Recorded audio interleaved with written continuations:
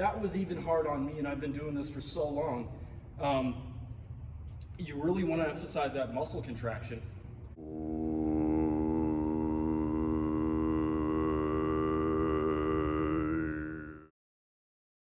Hey YouTube, how you guys doing today? In this video, we are going to be talking about my workout routine currently, how it's going to change, and then I'll show you some clips here in the gym of me actually pulling off the workout. Probably not going to be a 4 to 6 hour video as per my new training routine, as I'm going to be adding more volume, simply because my YouTube app does not allow me to upload that much time onto the platform. It only allows probably up to around 15 minutes. But here's what we're gonna do. Our usual routine is a split routine, so it's all upper body one day. The next day, very next day during the week, it's all lower body.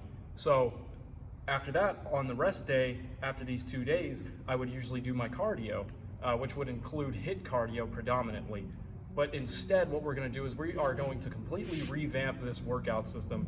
And for 1 week, we're gonna do 2 muscle groups a day instead of upper or lower body. And instead of doing 2 hours in the gym a day, we're going to be doing 4 to 6 hours in the gym a day, hitting more volume per muscle group.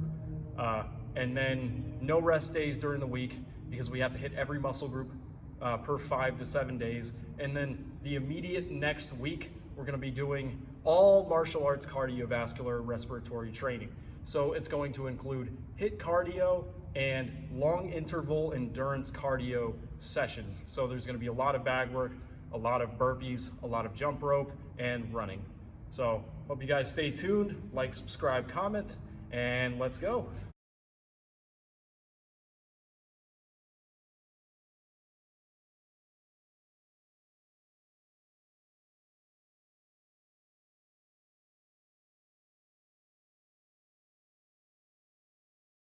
Slow eccentric contractions and slow concentric contractions, really feeling that muscle group, feeling that mind-muscle connection, getting everything linked up, getting your brain to your muscles. That's what matters most. I have just completed my first set of bicep curls, feeling a bit pumped up now, got the muscles a bit pumped up. So what we're going to do now is some more bicep curls, but instead of using the 30-pound dumbbells, I did not video record this. We are going to go immediately down to the 15-pound dumbbells. This is my personal preference, and here we go.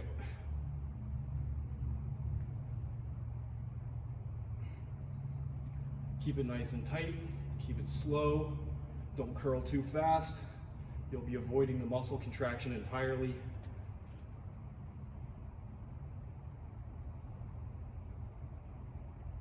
Do hammer curls.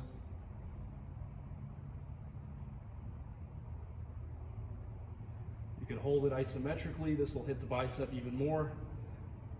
Come out here, do some brachialis curls, forearm curls. Come back, normal bicep curls, hammer curls, brachialis curls. Okay, and we are going to be doing this consecutively for multiple sets. We're not just going to be hitting, 3 sets of 12. We're going to be doing multiple sets of 3 sets, if that makes sense, since we're going for this high volume and muscle hypertrophy, especially in the biceps and shoulders. Don't curl in the squat rack, but just for the sake of this video, and because I'm too lazy to take the weights off and use a different bar over there, we are going to be doing some curls in the squat rack. So you can start off with just the 45-pound bar. You don't have to go even too heavy on this at all. These two 25-pound plates are just for added weight for extra hypertrophy. Since I'm going for heavier weight, more powerlifting movements, this is not considered a specific powerlifting movement, but the higher the weight, the more power it takes to lift the movement. So it builds your strength, and in turn, building that strength will allow you to lift more and gain higher amounts of hypertrophy when you're introducing the volume over time. So we're going to keep a neutral grip on the bar right here. Start right here, in line with your body. Keep it tight. We're going to do 12 reps.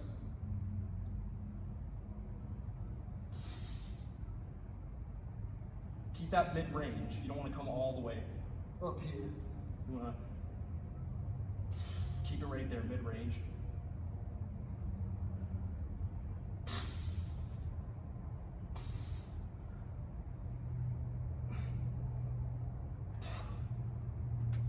So already, you don't even have to get to 12 reps. I only got to about 6, and you're already starting to feel it in the biceps. You're already starting to feel that hypertrophy, that tear of the muscle, that soreness and fatigue.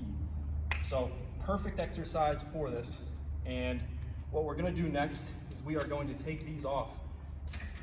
These 25-pound plates do not need to be on here, as a matter of fact, for this movement after this set, because we have already specifically hit that strength portion of what we're going for.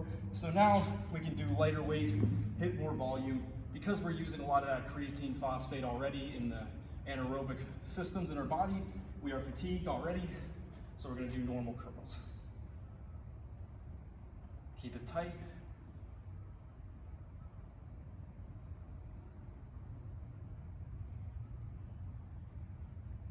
Turn around here so you guys can see my upper body.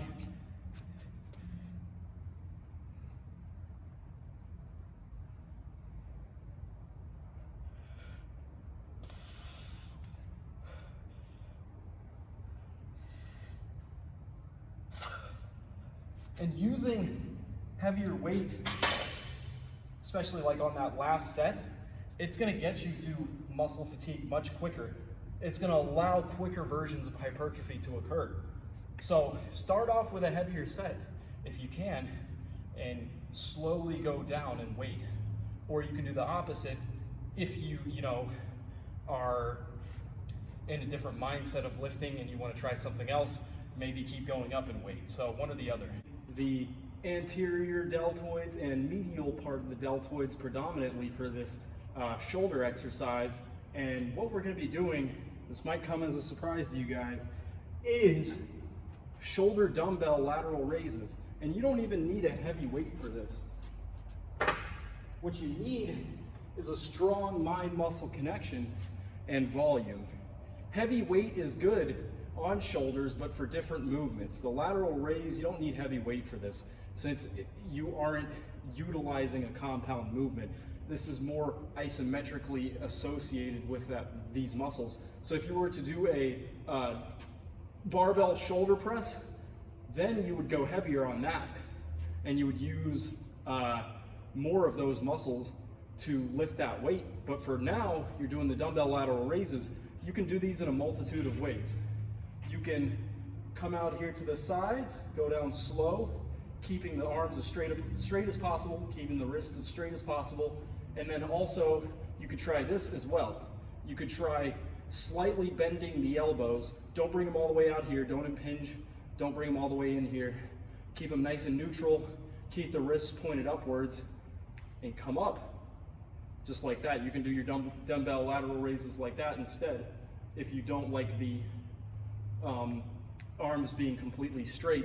The straight arm version of the lateral dumbbell raise will hit more of that medial part of the shoulders, but if you want to hit more of the anterior, you'd bend at the elbows and come slightly more out in front of you than to the sides. So we'll do this now. Slow on the way down, same with every exercise. Come out to the sides. You can even come out to the front. And to hit the posterior side of the deltoids, you'd slightly bend at the knees, hinge at the hip, and then you come right here and you bring them directly back.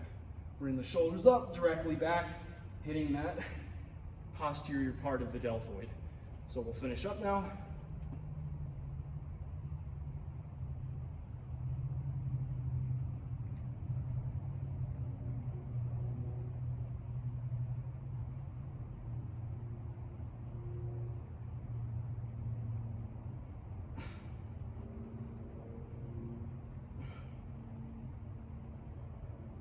And you will start to feel it in the shoulders regardless. That was even hard on me, and I've been doing this for so long.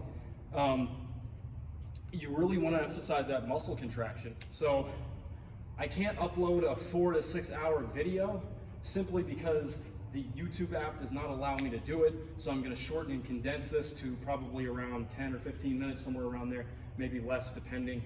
And the point of this video is to show you guys my new workout routine, how it's going to be accomplished or achieved, and how you should be lifting the weight and utilizing sets and reps. So here's another good machine you guys should be utilizing is the reverse fly.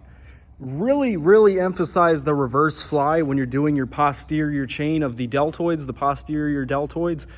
Hitting these with this machine or this movement will allow you to increase hypertrophy in the posterior deltoids tremendously. Another thing, like I was saying before, is the shoulder press, barbell shoulder press. This is a perfect movement to build those boulder shoulders, Death Star shoulders, whatever that one guy has in those videos. Not gonna say any names, don't wanna get copyrighted, etc., or anything like that. So basically, you can do a lot of different movements for shoulders and arms. You can do preacher curls, you can do barbell curls, dumbbell curls, reverse curls, hammer curls, shoulders, same thing. You got a lot of different movements. So I hope this video helped you guys learn something, a thing or two about hitting the shoulders and biceps accordingly. So stay tuned, like, subscribe, comment. See you guys later.